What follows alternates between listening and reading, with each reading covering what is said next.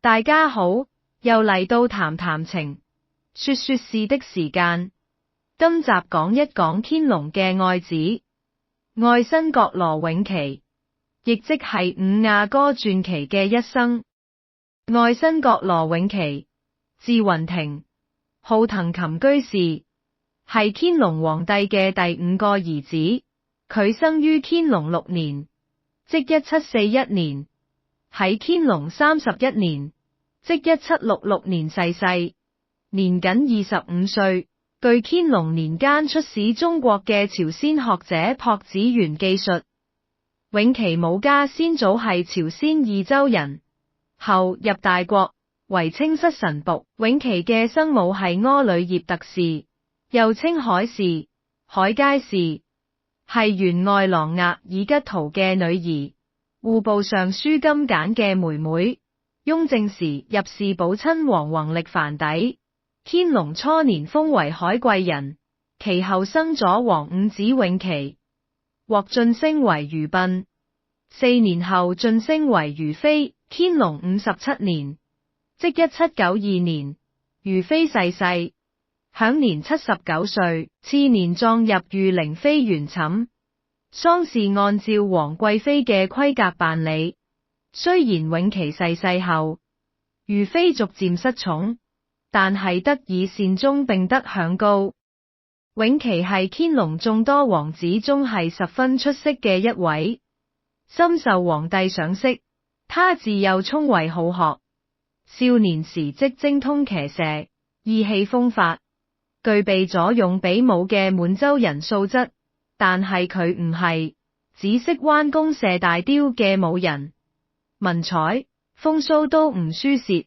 佢繼承咗爺爺康熙帝嘅基因，求知欲強，學識廣博，通曉漢、滿、蒙等多種語言。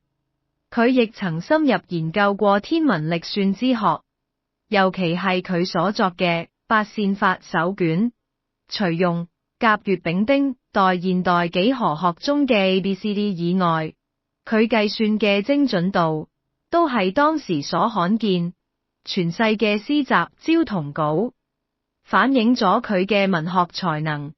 至今山海關嘅姜女廟牆壁上仲保留有佢以騰衾居士為筆名所寫嘅一首詩：從老頹垣見古祠，崩城姜女士堪悲。稿針望斷成奇節，還佩空餘惜舊枝。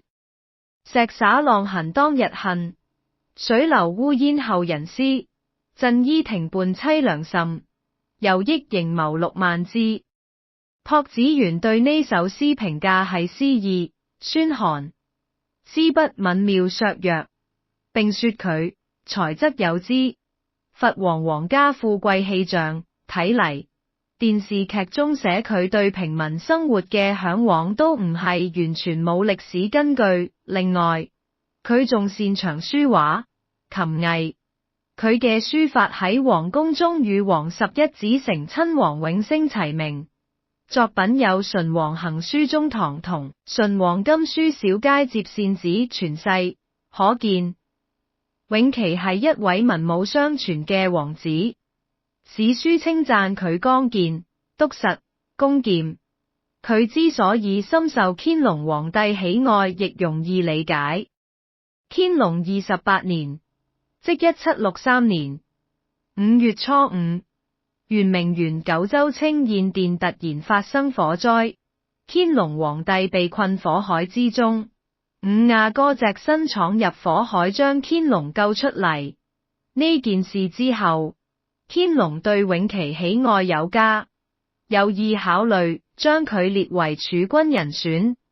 呢個當然係不能公開嘅，因為鑒於康熙晚年九子奪嫡事件延續至雍正朝，皇室內鬥殘忍無比，對皇室造成巨大震動嘅教訓，所以自雍正皇帝起，為免骨肉至親相殘嘅局面再次出現，不再冊立太子，而將儲君冊立詔書藏於錦匣之中。至於正大光明匾額之後，等皇帝駕崩嘅時候先可以攞出公布職位人選，所以儲君在職位之前一般只有親王稱號。例如雍正職位之前係雍親王，乾隆職位之前係寶親王。乾隆共有17個仔，被封為親王嘅只有3人，即皇五子永琪，佢被封為榮親王；皇11子永升，佢被封為承親王；皇15子永琰，佢被封為嘉親王，即後來嘅嘉慶帝，亦名琰，而永琪係最早擁有呢個殊榮嘅王子。清朝冊立儲君，生母嘅出身是極為看重嘅因素。永琪嘅生母出身一般，乾隆卻冊封佢為親王，可見佢嘅才華同能力得到了乾隆帝嘅高度認可。但係榮親王好早就死咗，令乾隆帝呢種考慮好快失去意義。乾隆30年即1765年，永琪患上了腹骨瘡。呢個病相當於現代醫學中骨結核嘅一種，生於大腿外側，係因寒邪侵入股骨而形成，在中醫裏是調治可愈之症。但係永琪嘅病經太醫診治後仍無效，而且病況越嚟越嚴重。1765年11月，永琪嘅病情持續已經接近10個月。乾隆帝下詔加封佢為親王，以為衛府，封為和碩榮親王。最終佢仍然醫治無效辭世。喺第2年3月病逝，乾隆賜其號為純。巧合嘅係，乾隆逝世後都獲得了同樣嘅號。對榮親王嘅死，乾隆好傷心。乾隆晚年曾在上虞等公開場合稱，其時朕是皇五子於諸子中更覺貴崇。且漢文、滿洲、蒙古語、馬步射及演算法等事，並皆閒雜，頗屬異於彼，而未明言。乃復因病旋逝，又說：論長當及於皇長子，論賢當及於皇五子。朕在諸王子中，頗覺皇五子人品貴崇，然未及名士亦早夭。呢啲說話表明，永琪曾經係乾隆立為儲君嘅不二人選。永琪一生短暫，冇所謂大功大過，但可以肯定嘅係佢嘅才華喺清室中係比較突出嘅，而且佢嘅後代中亦不斷有人表現出卓越嘅才華。永琪共有妻妾3人，正福晉西林閣羅氏，係鄂爾泰孫女；側室索卓羅氏為左都御史官寶嘅女。此外仲娶漢人之女胡氏為妾侍，3人都為永琪生有咗仔。不過6個仔生存落嚟並繼承家業嘅只有側室所生嘅第5子綿益，字鏡軒，號南允齋。生於乾隆29年即1764年，乾隆49年1784年晉封為貝勒，嘉慶4年1799年晉升為榮郡王。綿益充分繼承爸爸嘅才華，天性聰敏，不僅琴棋書畫、騎馬射步，通通都精通，尤其係佢喺書法方面嘅造詣，頗得王維、吳道子嘅遺風，為當時嘅士人所推崇。綿益於嘉慶20年1815年逝世，享年51歲，號為確，封為榮確郡王。綿益嘅仔奕暉亦頗具文雅之風，係當時聞名嘅宗室詩人。奕暉嘅妻妾都係才女，又以西林閣羅太清為最。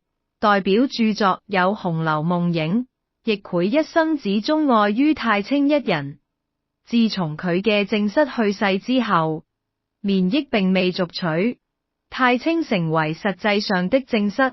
儘管太清係罪臣之後，但係因為他才華橫溢，與易晷時常互相唱和，心有靈犀，所以易晷不顧世俗同政治嘅影響，將太清更名為顧太清，以榮王府護衛顧文星之女嘅名義上報中人府，成為佢唯一嘅側室夫人。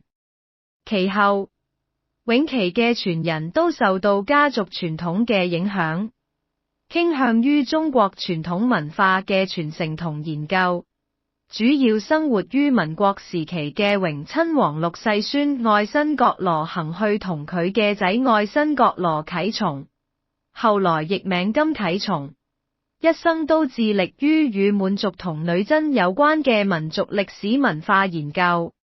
總括而言，永琪雖然早死，但佢嘅子孫都算爭氣，相信永琪喺九泉之下，都應該會感覺欣慰。